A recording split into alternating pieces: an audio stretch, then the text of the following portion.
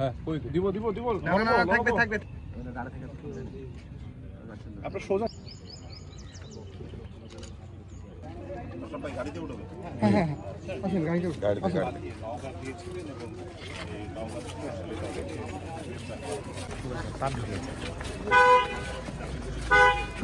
গাড়ি কিভাবে উঠাবে গাড়ি কিভাবে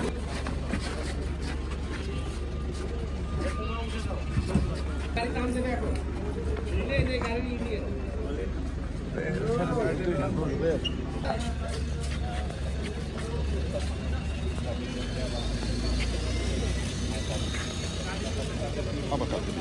রাজশাহীর তালাইমারিতে মেয়েকে উত্ত্যক্ত করার প্রতিবাদ করতে গিয়ে বাবা নির্মমভাবে সন্ত্রাসীদের দ্বারা নিহত হন।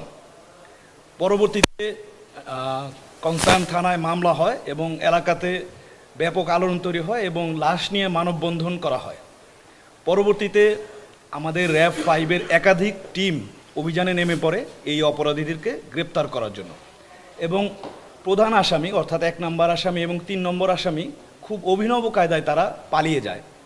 তারা তাদের কোনো আত্মীয় অথবা বন্ধুদের সহায়তা না নিয়ে তাদের পরিচিত একজন ভ্যান চালকের সহায়তা নিয়ে নওগাঁতে চলে যায় এবং এই ভ্যান চালক অপরাধীদেরকে তার বাড়িতে রাখে না, তার বাড়ির পাশেই পরিত্যক্ত একটি বাড়িতে লুকিয়ে রাখে।